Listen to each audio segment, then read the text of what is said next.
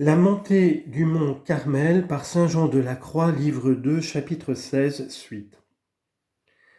Néanmoins, comme mon dessein n'est pas de m'arrêter plus longtemps à donner des règles pour distinguer les visions qui viennent de Dieu d'avec celles qui viennent du prince des ténèbres, je dois seulement montrer qu'on ne doit s'embarrasser ni dans les visions qui sont bonnes, de peur d'opposer quelques obstacles à l'union divine, ni dans les visions qui sont illusoires, de peur d'être séduit et entraîné dans le précipice.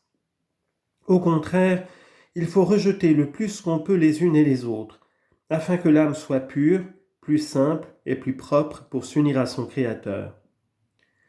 La raison en est que toutes les représentations imaginaires sont renfermées dans des bornes très étroites, et la sagesse divine à laquelle l'entendement doit s'unir est infinie, toute pure, toute simple, et n'est bornée d'aucune connaissance distincte, particulière et finie.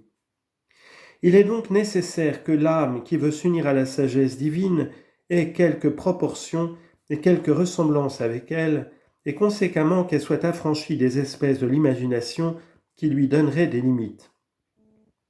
Il faut qu'elle ne soit attachée à aucune connaissance particulière, et qu'elle soit pure, simple, sans bornes, sans idées matérielles, afin d'approcher en quelque manière de Dieu qui n'est resserré dans aucune espèce corporelle, ni dans aucune intelligence particulière, comme le Saint-Esprit nous l'apprend dans Deutéronome lorsqu'il dit « Vous avez entendu ses paroles et vous n'avez nullement vu sa figure ».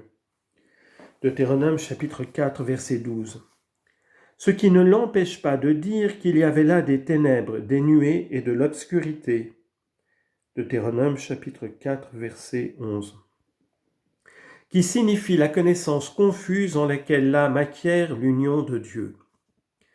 L'Esprit divin dit encore « Vous n'avez vu ni image ni ressemblance de Dieu lorsque le Seigneur parla du milieu du feu sur le mont Horeb. » Dieu nous fait aussi comprendre que ces représentations matérielles ne peuvent élever l'âme à l'union divine lorsqu'en reprenant Aaron et Marie qui avaient murmuré contre Moïse leur frère, il leur déclare le sublime état de l'union et de l'amitié que ce saint homme avait avec lui, comme il est rapporté dans le livre des Nombres.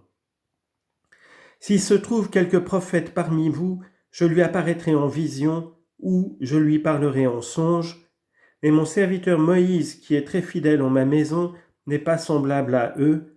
Je lui parle bouche à bouche, et il me voit non point par énigme ni par figure, mais distinctement et avec clarté. Nombres chapitre 12, versets 6 à 8. Il paraît par là que dans cet éminent état d'union et d'amour, Dieu ne se communique pas à l'âme par des visions imaginaires, par des ressemblances et par des figures, mais qu'il lui parle bouche à bouche, c'est-à-dire dans sa pure essence, qui est en quelque façon sa bouche, pour entretenir le commerce de l'amour divin, et dans la pure essence de l'âme, lorsque la volonté donne son consentement pour aimer Dieu. C'est pourquoi l'âme se doit garantir de toutes ses représentations corporelles quand elle veut jouir de l'union divine, puisque toutes ces opérations ne sauraient être un moyen propre pour y parvenir. En effet, si elle devait s'y arrêter, ce serait principalement à cause du fruit qu'elle en recevrait.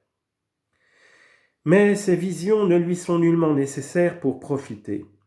Au contraire, il lui sera plus utile de les refuser.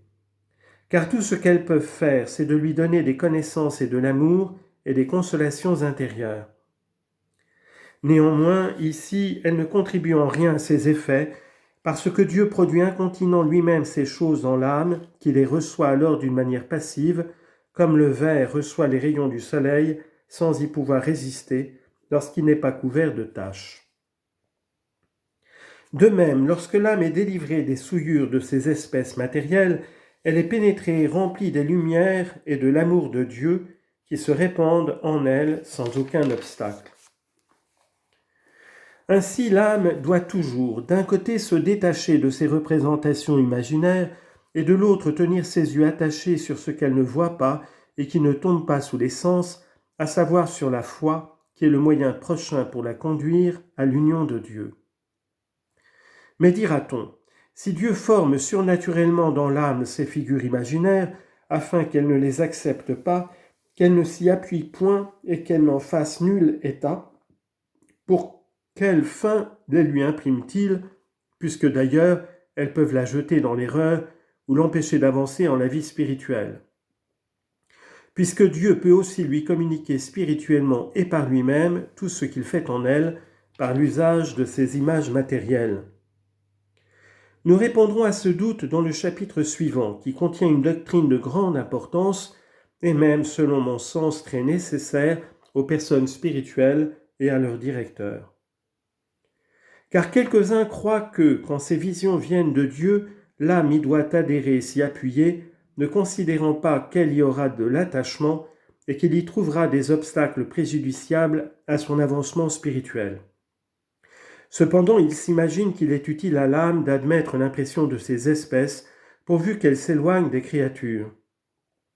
Mais après tout, ils exposent de cette sorte les personnes qu'ils conduisent et eux-mêmes à de grands dangers et à de fâcheuses peines en s'engageant à faire le discernement des choses vraies d'avec les choses fausses. Dieu ne veut pas néanmoins que des âmes simples et sincères s'embarrassent dans ces difficultés, puisqu'elles ont la foi, qui est un moyen sûr pour faire du progrès en la vie intérieure. C'est ce que nous enseigne saint Pierre quand il dit qu'encore que la vision de la gloire de Jésus-Christ dans sa transfiguration fut certaine, toutefois, nous avons la parole des prophètes plus établie et à laquelle vous faites bien de vous attacher, étant comme une lampe qui éclaire dans un lieu obscur. Deuxième lettre de Pierre, chapitre 1, verset 19. Cette comparaison explique très bien notre doctrine.